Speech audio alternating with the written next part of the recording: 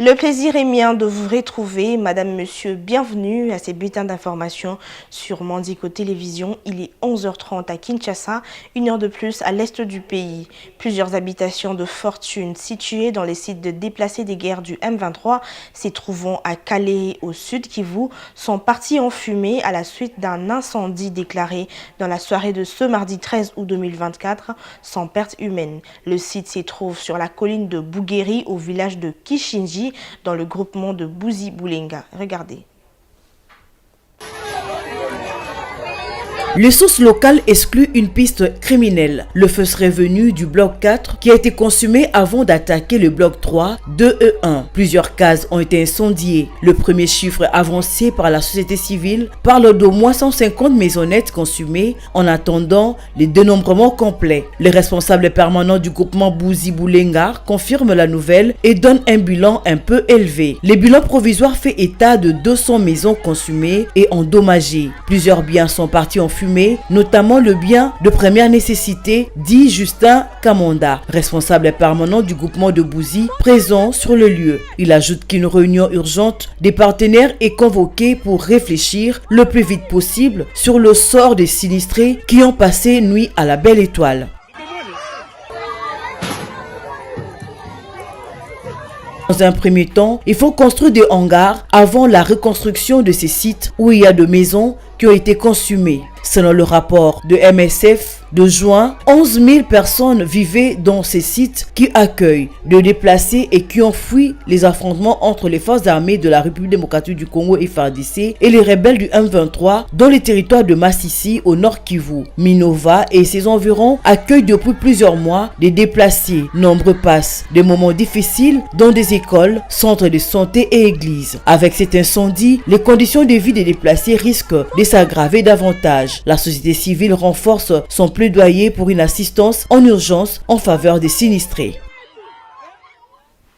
Et dans le chapitre de la sécurité, 5 personnes ont été tuées et une dizaine de femmes sont prises en otage au village de Kinchongo au début de la semaine par le milicien Mobondo, encore actif dans la province du Kwango. Selon la société civile, les victimes sont de voyageurs dont les véhicules est tombé en panne. Ces miliciens Mobondo occupent encore certains villages dans le territoire de Kenge. Regardez.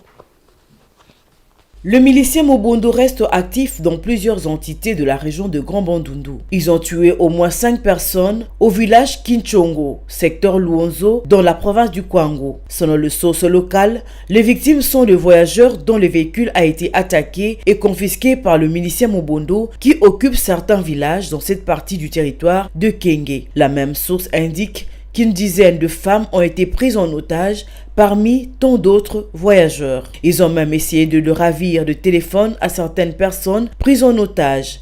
Ils ont pris un véhicule qui devait transporter leurs biens. Malheureusement, ce dernier est tombé en panne. Dans ces véhicules, on comptait 17 femmes prises en otage, une trentaine d'hommes, dont 5 garçons sauvagement tués. La société civile plaide pour les mesures fortes afin de mettre fin à l'activisme de la milice Mobondo. Le village Kichongo se trouve à la frontière entre les territoires de Bagata dans la province du Kwilu et Kenge dans le Kwango. Dans la partie Kwilu, les miliciens Mobondo ont érigé de barrières obligeant les véhicules à payer 1 à 2 millions de francs congolais avant de se rendre à Kinshasa.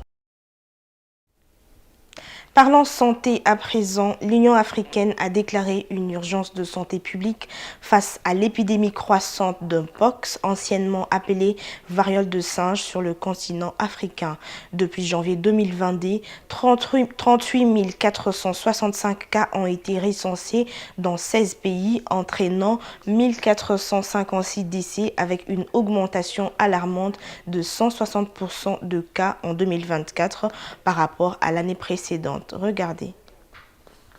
Jean Kassenia, président de l'Agence de santé Africa CDC, a souligné l'importance de passer d'une approche réactive à une stratégie proactive et agressive pour contenir et éliminer cette menace. Avec cette annonce, l'Union africaine sera en mesure de débloquer de fonds pour améliorer l'accès aux vaccins et coordonner une réponse continentale. L'OMS se prépare à évaluer si l'Mpox doit être classé au plus haut niveau d'alerte sanitaire mondiale alors que les virus continuent de se propager, touchant principalement les enfants de moins de 15 ans qui représentent 60% de cas.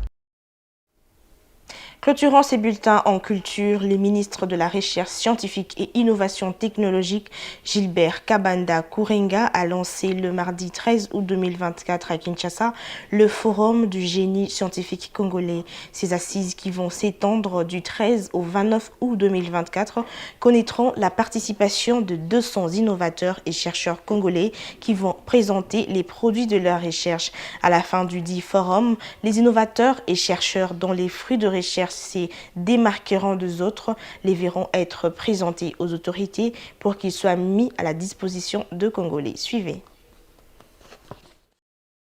La salle de banquet du Palais du Peuple, siège du Parlement de la RDC, a accueilli la cérémonie du lancement de la 2e édition du Forum des innovations et inventions des chercheurs congolais. Environ 300 génies congolais venus de 4 coins de la RDC et de l'étranger ont répondu à l'appel du ministre de la Recherche scientifique et innovation technologique, Gilbert Kabanda, pour venir vendre leur savoir-faire. Cette activité vise à mettre en lumière les œuvres d'innovation et invention des chercheurs congolais. Ce cadre se veut propice pour faire rayonner les œuvres des Congolais, non seulement au pays, mais aussi à l'extérieur. Je suis sûr que parmi vous, il y en a qui sont déjà suffisamment avancés avec leurs recherches pour pouvoir nous produire des prototypes de vos inventions, de vos innovations,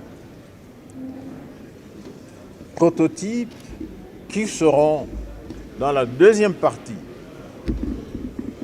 du forum exposés, comme nous l'avons fait l'année passée, et qui seront visités par le président de la République, la première ministre et les membres du gouvernement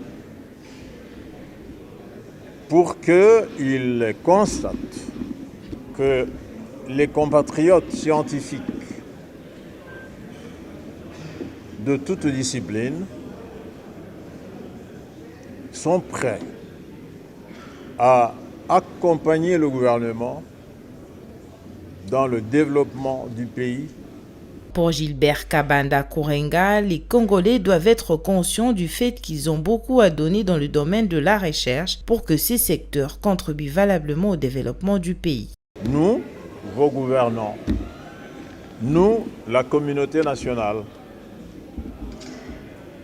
sommes convaincus que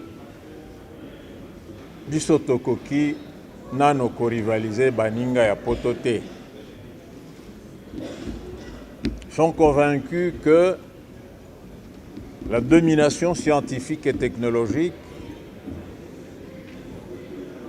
est un monopole que nous ne pouvons pas encore rivaliser, concurrencer.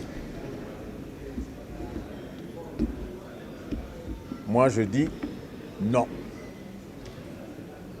Et j'imagine que vous aussi, vous êtes dans cet état d'esprit que vous pouvez rivaliser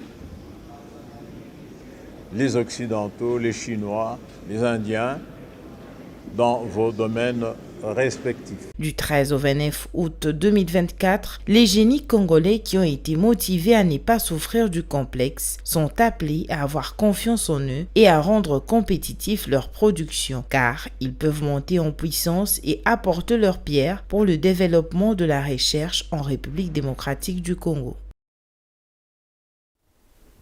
C'est cet élément qui met fin à ces bulletins. Madame, Monsieur, merci de votre attention soutenue. Restez branchés sur Mandiko Télévision. Une pensée, un écrit.